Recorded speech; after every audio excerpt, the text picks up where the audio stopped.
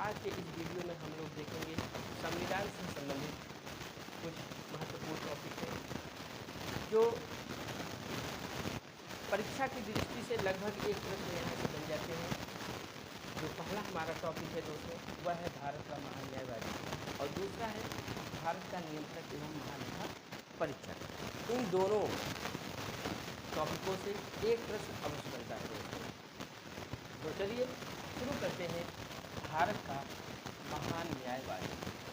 दोस्तों संविधान के अनुच्छेद 76 में भारत के महान न्यायवादी का वर्णन मिलता है, यानी इसे ये कह सकते हैं यह एक संवैधानिक संस्था है जो भारतीय संविधान के अनुच्छेद 76 में वर्णित है कि भारत में एक महान न्यायवादी होना चाहिए। और दोस्तों आगे देखते हैं ये भारत का सर्वप्रथम विधि अधिकारी होता है, यानी भारत में सबसे पहले जो कानून का अधिकारी होता है वह यही भारत का महान न्यायवादी होता है। दोस्तों यह सभी न्यायालयों में सुनवाई का अधिकार रखता है। सभी न्यायालयों में बोले तो चाहे वो सुप्रीम कोर्ट हो, हाई कोर्ट हो या किसी भी राज्य का हाई कोर्ट हो, चाहे उत्तर प्रदेश का हो, मध्य प्रदेश का हो, बिहार का हो, गुजरात का हो, किसी भी प्रदेश का हाई कोर्ट हो, वहाँ पर यह सुनवाई का अधिकार रखता है। कौन? भारत का महान न्यायवादी। और दोस्तों इसकी एक खासियत ये भी है कि इसे किसी भी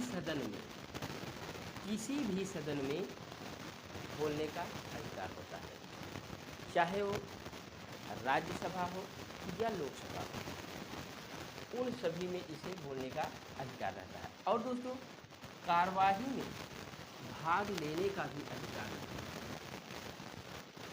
किसी भी सदन में बोलने का अधिकार रहता है और कार्यवाही का अधिकार रहता है, किंतु मत देने का अधिकार नहीं होता। मोस्ट इम्पॉर्टेंट है साथियों कि इसे बोलने का तो अधिकार होता है, भाग लेने का अधिकार होता है, लेकिन यह मत नहीं दे सकता। और दोस्तों न ये संसद का सदस्य और न ही मंत्रिमंडल का सदस्य होता है। ये तीनों बातें दोस्तों बहुत ही महत्वपूर्ण है कि भारत का महान न्यायवादी किसी भी सदन में बोलने का अधिकार रखता है, कार्यवाही में भाग लेने का अधिकार रखता है, किंतु उसे मत देने का अधिकार नहीं होता। और न ये संसद का सदस्य है और न ही मंत्रिमंडल का सदस्य होता है। भारतीय संविधान के अनुच्छेद 88 के अंतर्गत, यानी संविधान के अनुच्छेद 88 में यह वर्णित है कि ये संसद का सदस्य और न ही मंत्रिमंडल का सदस्य होना चाहिए। ओके, आगे बढ़ते हैं। इसी से रिलेटेड है दोस्तों, ब्रिटेन में महान न्यायवादी संसद का सदस्य होता है। प्रश्न ये बन सकता है कि महान न्यायवादी यानी किसी भी देश का महान न्यायवादी किस देश में, या ऐसे कह सकते हैं कि महान न्यायवादी किस देश की संसद का सदस्य होता है। और आपके सामने ऑप्शन रख दिया जाए, ब्रिटेन हो गया या फ्रांस हो गया, जर्मनी हो गया, कुछ भी रख दिया गया, उसमें दोस्तों ब्रिटेन सही माना जाएगा, क्योंकि ब्रिटेन में ही है कि संसद का यह सदस्य होता है। आगे देखते हैं, राष्ट्रपति के प्रसाद पर्यंत धारण करता है, यानी इसका जो पद होता है वह राष्ट्रपति के प्रसाद पर्यंत तक रहता है, यानी राष्ट्रपति जब तक चाहेगा तब तक इसको रखेगा, नहीं चाहेगा तो नहीं रखेगा। इसलिए इसके पद की अवधि की कोई सीमा नहीं होती। ठीक, आगे देखते हैं इसकी योग्यता दोस्तों किताबों में तो सीधा लिखा है कि कह सकते हैं कि न्यायालय के न्यायाधीशों की जो योग्यताएं होती हैं वही योग्यता इसकी भी होती है, लेकिन हमने एक एक पॉइंट को लिख दिया है कि इसकी मेन योग्यता क्या है दोस्तों। सबसे पहले दोस्तों वह भारत का नागरिक होना चाहिए। जो महान न्यायवादी बन रहा है वह भारत का नागरिक होना चाहिए। दूसरा, वह किसी उच्च न्यायालय का या ऐसे 2 या 2 से अधिक न्यायालयों का लगातार 5 वर्ष तक न्यायाधीश रहा हो, फिर से दोहराता हूँ साथियों, वह किसी उच्च न्यायालय का या ऐसे 2 या अधिक न्यायालयों का लगातार 5 वर्ष तक न्यायाधीश रहा हो। ओके, अगला पॉइंट है दोस्तों, किसी उच्च न्यायालय का 10 वर्षों तक अधिवक्ता रह चुका हो। या तो वो लगातार 5 वर्षों तक न्यायाधीश रहा हो, एक राज्य का हो या एक हाई कोर्ट का हो या डबल हाई कोर्ट का हो। दूसरा, वह किसी उच्च न्यायालय का लगभग 10 वर्षों तक अधिवक्ता रह चुका हो।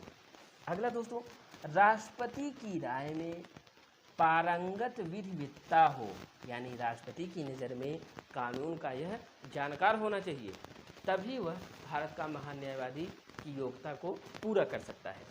अगला है दोस्तों, सहायता देने के लिए सॉलिसिटर जनरल की भी नियुक्ति की जाती है, यानी इसकी सहायता के लिए सॉलिसिटर जनरल की भी नियुक्ति की जाती है।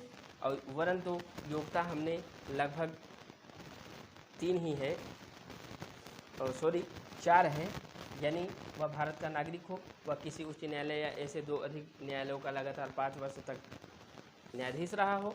तीसरा, किसी उच्च न्यायालय का 10 वर्षों तक अधिवक्ता रहा हो। चौथा है, राष्ट्रपति की राय में पारंगत विधिवेत्ता हो, कानून का जानकार हो। ठीक है, ये 4 तरह की योग्यताएं होती हैं, और दोस्तों यही योग्यताएं न्यायालय के न्यायाधीशों की भी होती है। ओके, और अगला पॉइंट है, सहायता देने के लिए, इसकी सहायता देने के लिए, यानी महान न्यायवादी की सहायता के लिए सॉलिसिटर जनरल की भी नियुक्ति की जाती है। ठीक है, अगला पॉइंट है, राज्य का महाधिवक्ता।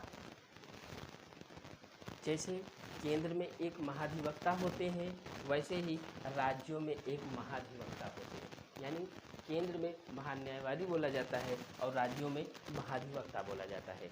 तो प्रत्येक राज्यों में एक महाधिवक्ता होते हैं। यह भारतीय संविधान के अनुच्छेद 165 में वर्णित है। राज्य का यह सर्वोच्च कानून अधिकारी होता है। जैसे केंद्र का या वर्ण पूरे भारत का सर्वोच्च कानून का जो अधिकारी होता है, यानी महान न्यायवादी होता है, वह पूरे भारत का होता है। और राज्य का ये होता है महाधिवक्ता, जो अनुच्छेद 165 में वर्णित है, और इसे ही राज्य का सर्वोच्च कह सकते हैं कि अधिवक्ता, महाधिवक्ता कहा जाता है। ओके, हम आशा करते हैं दोस्तों यहाँ से आप लोगों का एक भी प्रश्न यहाँ से नहीं छूटेगा। बस इतनी ही बातें हमको समझनी थी, बस यहाँ से आपका कोई प्रश्न नहीं छूट सकता। ओके, अगले टॉपिक पे आते हैं हम लोग और देखते हैं अगला टॉपिक क्या है। अगला टॉपिक दोस्तों, भारत का नियंत्रक एवं महालेखा परीक्षक। भारतीय संविधान के अनुच्छेद 148 में वर्णित है कि भारत का एक नियंत्रक महालेखा परीक्षक होना चाहिए। और यह दोस्तों संविधान के भाग 5 में वर्णित है। भाग 5 में, संविधान के भाग 5 में और अनुच्छेद 148 में वर्णित है। ओके, अब जब कभी भी प्रश्न ये बन जाए कि भारत का नियंत्रक एवं महालेखा परीक्षक के विषय में संविधान के किस भाग में उल्लेख मिलता है, तो आप लोग बताइए भाग 5 में, या अगर अनुच्छेद पूछ ले तो आप लोग बताइए 148 में। ओके, आगे देखते हैं। जो देश की राज्यों और केंद्र दोनों स्तरों की वित्तीय प्रणाली का नियंत्रक होता है, यह कौन? भारत का नियंत्रक एवं महालेखा परीक्षक। फिर से सुनिए, जो देश की राज्यों और केंद्र दोनों स्तरों की वित्तीय प्रणाली का नियंत्रक होता है, यानी ये कह सकते हैं दोस्तों, देश में जितनी भी योजनाएं, परियोजनाएं बन रही हैं, उसमें जितने भी खर्च किए जा रहे हैं, उन सभी का रिकॉर्ड नियंत्रक एवं महालेखा परीक्षक के पास मौजूद होता है। ओके, अगला देखते हैं इसकी नियुक्ति। वैसे तो साथियों, भारत में जितने भी बड़े बड़े पद हैं, उन सभी की नियुक्ति राष्ट्रपति करता है। एक आध दो छोड़ करके, नहीं तो लगभग सभी। आप ऐसे भी याद रख सकते हैं कि इनकी नियुक्ति कौन करता है, तो बड़े पोस्टों के लिए तो राष्ट्रपति। तो वैसे ही भारत के नियंत्रक एवं महालेखा परीक्षक की नियुक्ति राष्ट्रपति द्वारा होता है। और दोनों सदनों के संयुक्त संवेदन पर ही हटाया जा सकता है। देखिए, नियुक्ति तो राष्ट्रपति कर देता है, लेकिन इसको हटाने के लिए दोनों सदनों के संयुक्त संवेदन पर ही हटाया जा सकता है। यानी राज्यसभा और लोकसभा में इसको हटाने के लिए प्रस्ताव लाया जाएगा, फिर वहाँ पर प्रस्ताव पास होगा, तब जा कर के इस भारत के नियंत्रक एवं महालेखा परीक्षक को हटाया जा सकता है। ओके, और लाने के बाद कोई भी नियम कानून होता है, बनने के बाद वो राष्ट्रपति के पास जाएगा, वो सिग्नेचर कर देगा तो पास माना जाएगा। वैसे ही इसके लिए भी है, जब दोनों सदनों से ये पास हो जाएगा कि हाँ इनको हटा दिया जाए, तो राष्ट्रपति इनको इनके पद से हटा देता है। ओके, यानी नियुक्ति भी राष्ट्रपति करता है, हटाता भी है राष्ट्रपति, लेकिन हटाने के पहले एक कंडीशन होता है कि दोनों सदनों के संयुक्त संवेदन पर ही हटेगा ये। ओके, और दोस्तों इसकी पदावधि, यानी हमने तो अभी महान न्यायवादी को देखा, इसकी पदावधि की कोई त्रुटि है। महान न्यायवादी जो होता है वो राष्ट्रपति के प्रसाद पर्यंत रहता है, लेकिन ये राष्ट्रपति के प्रसाद पर्यंत तक नहीं रहता।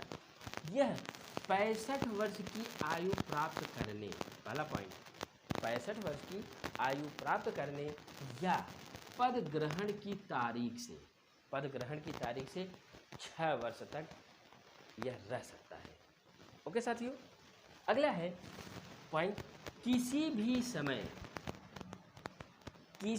समय स्वयं राष्ट्रपति को हस्ताक्षर सहित त्याग पत्र दे सकता है। स्वतंत्र है ये, किसी भी समय राष्ट्रपति को अपना त्याग पत्र दे सकता है। ओके, अगला है पॉइंट दोस्तों, इसे अनुच्छेद 148 के 1 और अनुच्छेद 124 के 4 के तहत महाभियोग द्वारा हटाया जा सकता है। बहुत मोस्ट इम्पॉर्टेंट लाइन है दोस्तों, यानी हम कह सकते हैं कि भारत में ऐसे कौन से 2 पद हैं जो महाभियोग द्वारा हटाए जाते हैं। तो पहला है दोस्तों भारत के राष्ट्रपति, और दूसरा है भारत के नियंत्रक एवं महालेखा परीक्षक। और दोस्तों महाभियोग तभी लगाया जाएगा जब ये अपने दायित्वों को सही तरीके से ना निर्वहन कर सके, इसी स्थिति में इन पर महाभियोग लगाया जा सकता है, यानी 124 के 4 के तहत। ओके, आगे देखते हैं इनका कार्य क्या होता है। अभी तो कुछ कार्य हमने शुरू में ही बता दिया, ये जितनी भी लेखा जोखा होती है भारत सरकार की, सभी लेखा जोखा को रखता है, लेकिन हम पॉइंट पॉइंट करके एक एक देख लेते हैं। तो दोस्तों पहला कार्य है संघ राज्य क्षेत्र की संचित निधि, संघ राज्य क्षेत्र की संचित निधि और आकस्मिक निधि और लोक लेखा समिति। साथियों 3 तरह की निधियाँ होती हैं, एक संचित निधि होती है, दूसरा आकस्मिक निधि होती है, तीसरी लोक लेखा होती है। लेकिन संविधान में इन दोनों का वर्णन बढ़िया से मिलता है। तो इन सभी की निधियों को संबंधित सभी व्ययों की, सभी खर्चों की जांच करता है, और यह प्रतिवेदन